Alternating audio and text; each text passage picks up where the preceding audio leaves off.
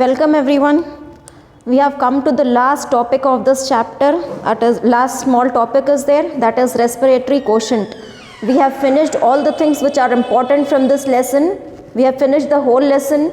We have started with this respiration, types of respiration we have seen, that is aerobic and anaerobic, and here we have seen the steps of respiration. That is, first step glycolysis, then decarboxylation of pyruvic acid, then here we have Krebs cycle, then we have moved on to electron transport, then oxidative phosphorylation.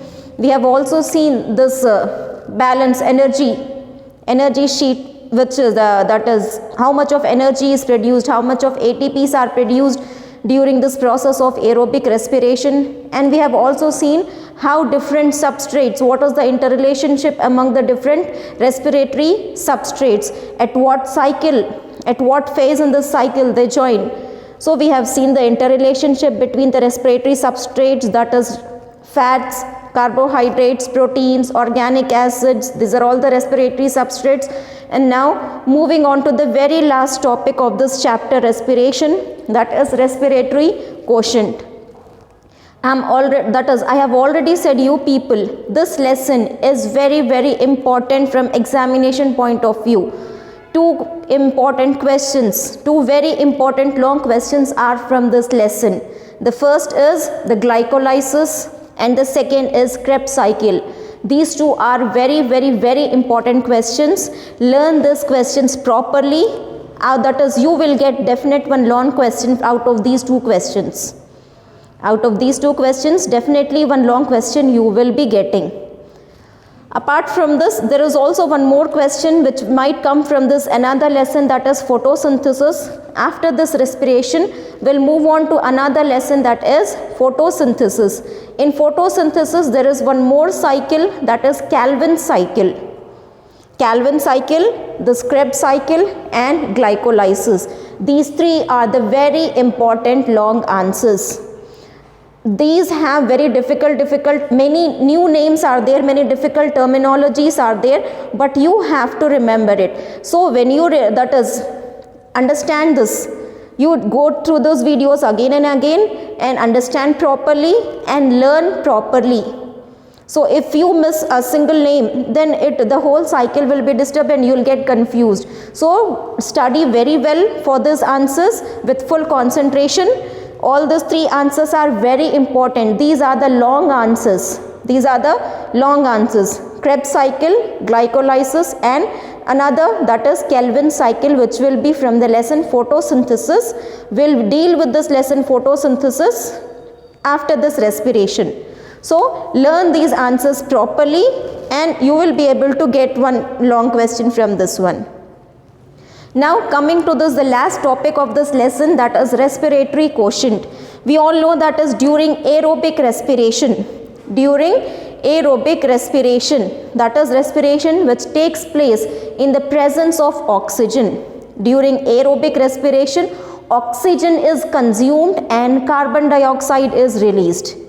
During aerobic respiration, what happens? Glucose is oxidized with the release of carbon dioxide and water will be formed and energy will be released.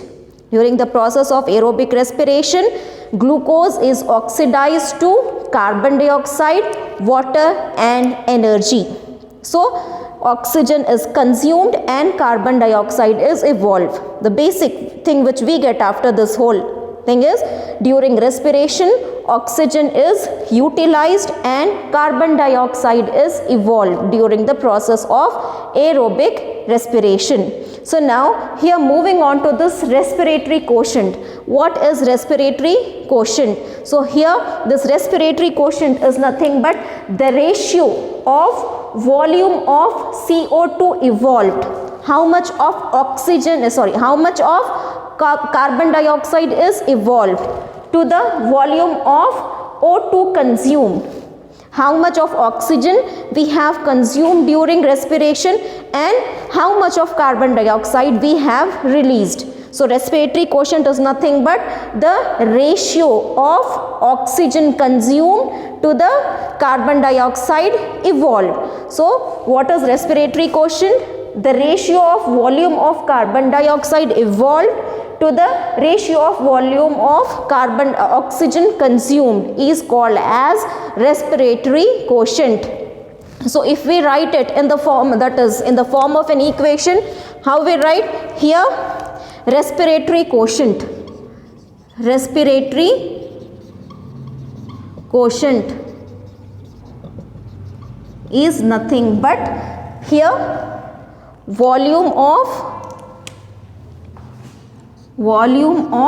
CO2 evolved to volume of O2 consumed. So what is respiratory quotient? It is the ratio between how much of oxygen has been utilized, during respiration, and after utilizing that oxygen, how much of carbon dioxide has been produced and evolved from our body. So respiratory quotient is nothing but the ratio of volume of CO2 evolved to the volume of oxygen consumed. So we all know what are the, that is, different respiratory substrates are used during respiration. So this respiratory quotient depends on the type of the respiratory substrate we used. It depends on the type of respiratory substrate which we consume. What is dependent? Respiratory quotient is dependent on the type of respiratory substrate which is consumed. Here what happens is oxygen is, here the food material which we use is oxidized. For example, respiratory substrates. Respiratory substrates are the substances which helps during respiration. These respiratory substrates are oxidized. Okay, oxygen is added to this respiratory substrates. So what are respiratory substrates? The respiratory substrates are the substrates or the substances which helps during respiration. So what are those respiratory substrates? The examples of those respiratory substrates are carbohydrates, fats, proteins, organic acids. These are the different respiratory substrates. To these substrates are oxidized. These are the substances which helps in respiration, during respiration. How they help in? That is, these substrates are oxidized. What we say during respiration, food is oxidized. So we take these things in the form of food. So these will be oxidized. These substances or these respiratory substrates will be oxidized. Okay, when these respiratory substrates are oxidized, they give rise to what? They give rise to carbon dioxide, water and energy. When these substances are utilized in the presence of oxygen, when these carbohydrates, fats, proteins, organic acids are utilized in the presence of oxygen, then they produce carbon dioxide, water and energy. So this is basically the aerobic respiration, the process of aerobic respiration. So what happens? So this respiratory quotient is dependent on this type of respiratory substrate consumed. So if we take carbohydrates, if carbohydrates are oxidized, then the respiratory quotient, what will be the respiratory quotient? If fats are oxidized, what will be the respiratory quotient? If proteins are oxidized, what will be the respiratory quotient? And when organic acids are oxidized, what will be the respiratory quotient? So respiratory quotient will be different for different substrates, for different respiratory substrates. So that is why we say respiratory quotient depends on the respiratory substrate which is being consumed. So what is being utilized during the process of respiration? So if carbohydrates are utilized during the process of respiration, then what will be the respiratory quotient? If we utilize fats during respiration, what will be the respiratory quotient? So that is how. So let us see that is a single example for all these four respiratory substrates, the major examples of this respiratory substrates. So when we see this one, when we take first, if we take carbohydrate as the respiratory substrate, so carbohydrate will be digested into glucose. So C6H12O6, this is the glucose, which is nothing but carbohydrate. It is glucose. This is the formula for glucose. So glucose is nothing but a carbohydrate. Okay, so this glucose, when it mixes with oxygen, 6O2, 6 is the glucose, when it mixes with oxygen, it gives rise to 6CO2 plus 6H2O plus energy. This is the basic equation for this respiration. So what happens when this glucose is mixed with oxygen? Because during respiration, what is happening? Food is mixed with oxygen. So in the food we have various different types. We have carbohydrates, we have proteins, we have fats, we have organic acids. So here now, when carbohydrate mixes with the oxygen, when the carbohydrate mixes with the oxygen, carbon dioxide, water and energy will be produced. So now what will be the respiratory quotient? What will be the respiratory quotient when glucose is utilized as the respiratory substrate? So what we said, respiratory substrate is nothing but ratio of carbon dioxide evolved to the ratio of oxygen consumed. So how much of carbohydrate, that is how much of, if we see the respiratory quotient for this carbohydrate, respiratory quotient for carbohydrate, because this glucose is nothing but carbohydrate. So what will be the respiratory quotient?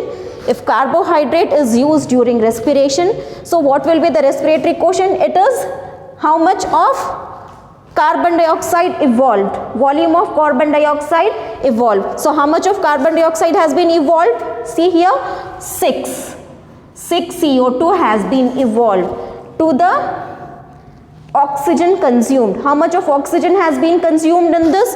So this is the oxygen consumed. So here 6O2.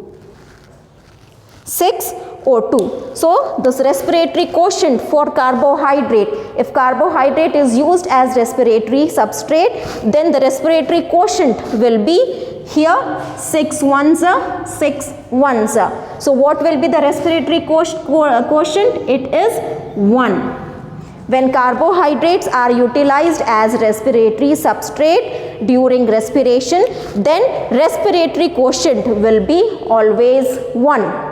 Because how much of oxygen is used, that much same amount of carbon dioxide is also released. So here the respiratory quotient for carbohydrate, it will be always 1.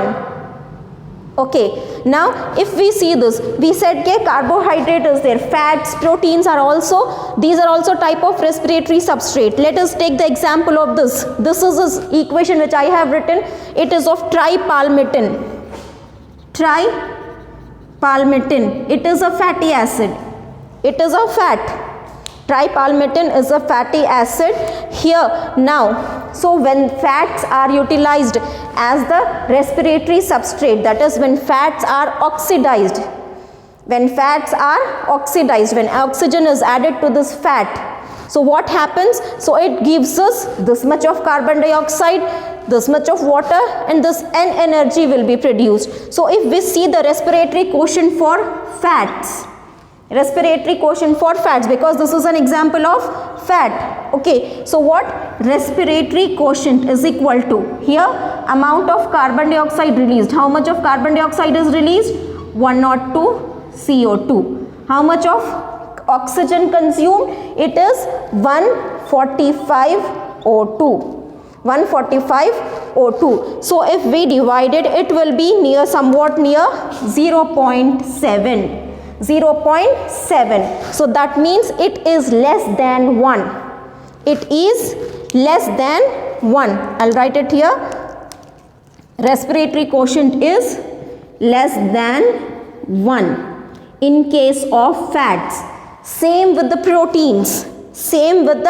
proteins. If we use proteins, we will get here 0.7 we have got. If we use protein as a respiratory substrate, we'll get some 0.9. It depends on the different types of proteins also. So but some more. So here for both this fats and proteins, for both fats and proteins, here the respiratory substrate is less than 1 for both fats and proteins.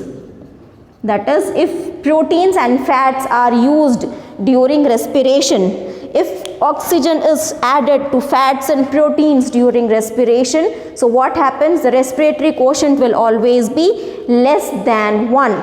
Always be less than 1. So, respiratory quotient of carbohydrate is 1. Respiratory quotient for proteins and fats, it will be less than 1. Okay, it will be less than 1. Then we have this organic acid as well. So this here, this is an example of organic acid which we can easily name this one, malic acid.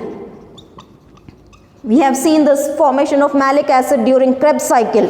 I'll take this example. Okay, if we use this malic acid, this is the formula for malic acid.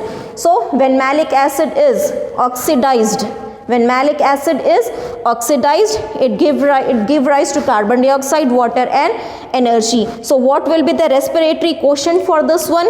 If we write respiratory quotient for malic acid, that is organic acid.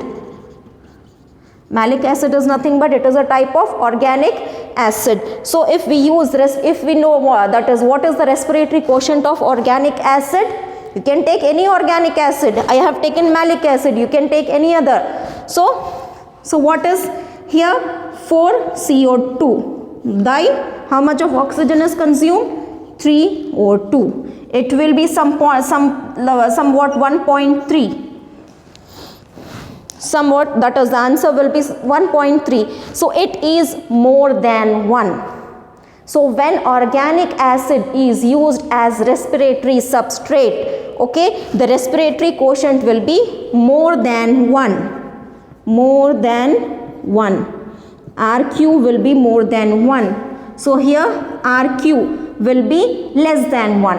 If carbohydrate is utilized as the respiratory substrate, then the respiratory quotient for this carbohydrate will be always 1. It will be always 1. And if fats and proteins are used as respiratory substrate during respiration, then respiratory quotient will always be less than 1 for fats and proteins. And if organic acid is used as respiratory substrate, then the respiratory quotient will be always more than 1. It will be always more than 1. So here with this we have finished with our last topic, that is respiratory quotient. In the next class we'll take up with another lesson which is very important, and that is photosynthesis. We'll take up the lesson photosynthesis in the next video. So with this with this last video we have winded up our lesson respiration. So respiration is finished. Learn properly. You have very important questions which will be coming from this lesson for your examination, intermediate examinations. So learn properly and learn with full concentration, because we have so many different words and many names has to be remembered during this for this glycolysis and Krebs cycle. So next video we'll see photosynthesis.